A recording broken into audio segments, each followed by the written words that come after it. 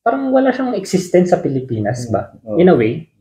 Kasi hindi siya nag-aral ng elementary, high school, ganun dito sa Pilipinas eh. Na sinasabi niya na nasa farm lang daw siya sa Bamban.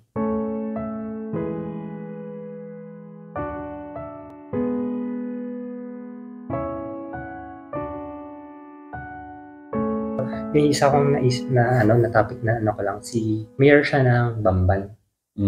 Alice Go. Alice Go, alam niya. Sorry. For lang, context din. Ito, pagiging patriot. Kasi si Alice Go daw, tol, inaano nila na planta lang siya ng China. Kaya siya naging issue kasi sa Bamban, ang nangyari, tol, may na-raid sila na pogo sa Bamban, Tarlac, na illegal pogo. Ngayon, na-connect nila yung illegal pogo na yun kay Alice Go. Ngayon, ini-interpolate nila or parang kine-question nila si Alice Go sa kung paano siya napunta dun sa pagiging mayor and all. Ngayon, si Alice Go, tol, yung birth certificate niya, 17 years old na siya. Hindi nakuha yung birth certificate niya. Wala siyang educational attainment. Kiniklaim niya na homeschooled lang siya. Ay, so yun nga, dahil kiniklaim niya na homeschooled siya, so parang, kumbaga, wala siyang, hindi siya parang wala siyang existence sa Pilipinas ba? In a way. Kasi hindi siya nag-aral ng elementary, high school, ganun dito sa Pilipinas eh. Na sinasabi niya na nasa farm lang daw siya sa Bamban. Since province yun. Pero, ang interesting dun, mayor siya ngayon. Bruh. Tinatanungan ng mga tao, fluent ba magkapangpangan yan? Yun pa men.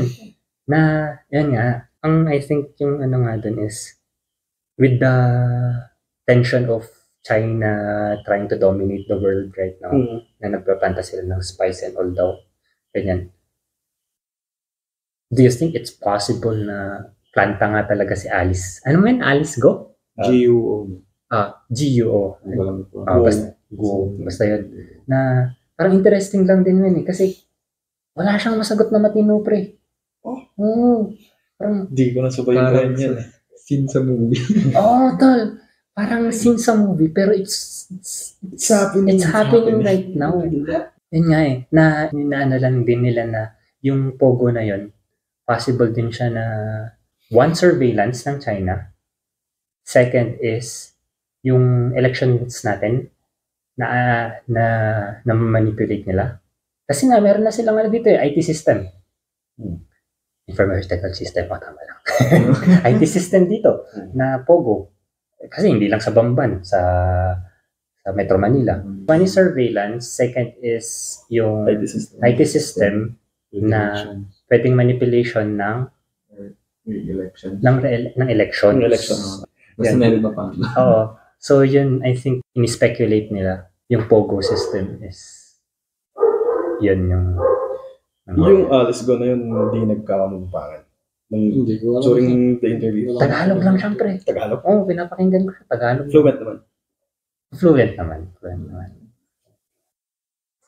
Pero allowed bang mag-run sa government positions pag wala kang Filipino blood? Hindi ko familiar, hindi ako voter. Ay, puro siya? Puro Chinese daw? Hindi ko alam eh.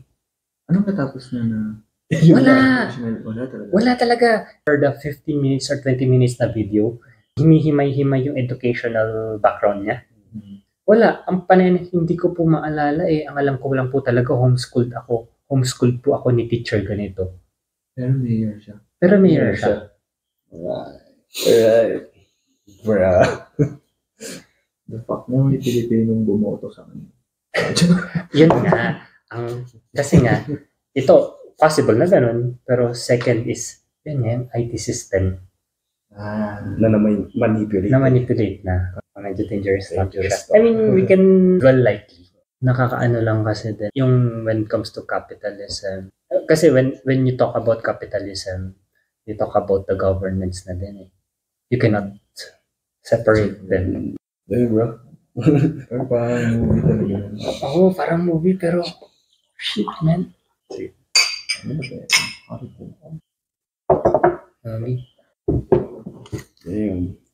Kasi natapos na nila. Oo. Bumoto sa akin. May bumoto. Bumoto, quote and quote. Well, nanalo si Robin, sir.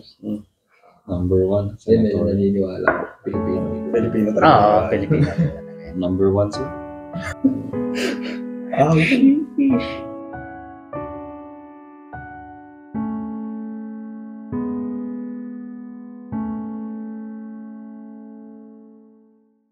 Again, this is Man of Culture.